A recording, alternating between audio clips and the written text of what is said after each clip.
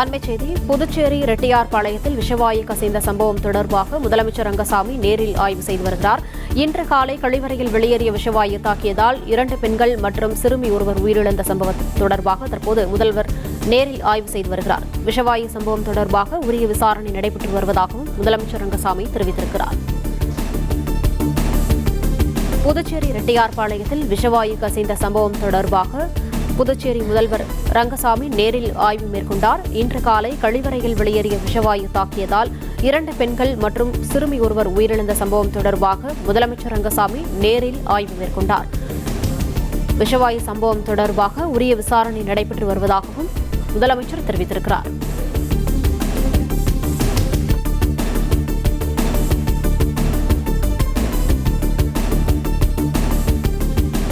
புதுச்சேரி ரெட்டியார்பாளையத்தில் விஷவாயு கசிந்த சம்பவம் தொடர்பாக ஏற்கனவே இன்று காலை அதிகாரிகள் ஆய்வு செய்த நிலையில் தற்போது முதல்வர் ரங்கசாமியும் நேரில் ஆய்வு மேற்கொண்டு வருகிறார்.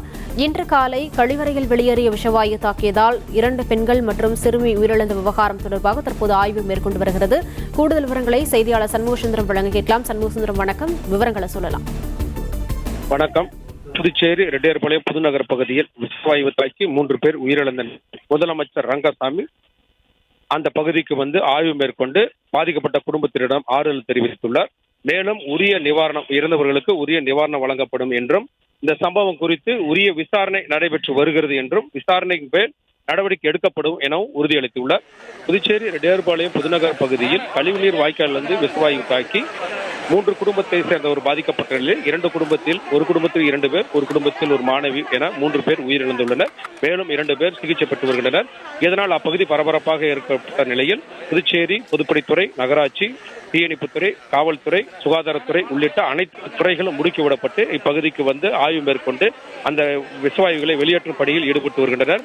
கழிவுநீர் வாய்க்கால் வீட்டில் உள்ள கழிவுநீரிலிருந்து நேரடியாக பாதாள சாக்கடை கிடைக்கக்கூடிய இணைப்பு குழாயிலிருந்து அந்த விஷவாயு தாக்கியதாக தற்போது விசாரணை மேற்கொண்டு தெரிவித்துள்ளனர்.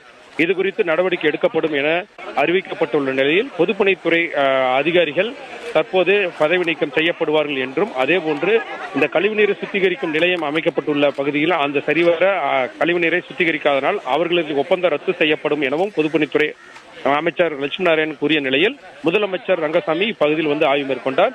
ஆய்வின் போது பல்வேறு குறைகள் வந்து முதலமைச்சரிடம் எடுத்துரைக்கப்பட்டது. மேலும் துறை அதிகாரிகளிடம் அவர் கேட்டறிந்தார். உடனடியாக அப்பகுதியில் என்னென்ன நடவடிக்கை எடுக்கப்பட வேண்டுமோ அந்த நடவடிக்கைகள் உடனடியாக எடுங்கள் என்றும், பொதுப்பணித்துறை சார்பில் செய்யப்பட வேண்டிய அனைத்து துறை சார்பில், அதாவது பொதுப்பணித்துறை மற்றும் சுகாதாரத்துறை, நகராட்சி உள்ளிட்ட துறைகளின் சார்பில் இங்கிருந்து அதிகாரிகள் நடவடிக்கை எடுக்க வேண்டும் எனவும் தெரிவித்தனர். மேலும் உயிரிழந்தவர்களுக்கு உரிய நிவாரணம் அளிக்கப்படும் எனவும் அறிவித்தனர். யாராவது அதிகாரிகள் தவறு செய்ததோ அவர்கள் மீது நடவடிக்கை எடுக்கப்படும் எனவும் உத்தரவும் அளித்தார். உடனடியாக முதலமைச்சர் அங்கிருந்து ஆய்வு மேற்கொண்டு தற்போது சட்டப்பேரவைக்கு சென்றுள்ளார்.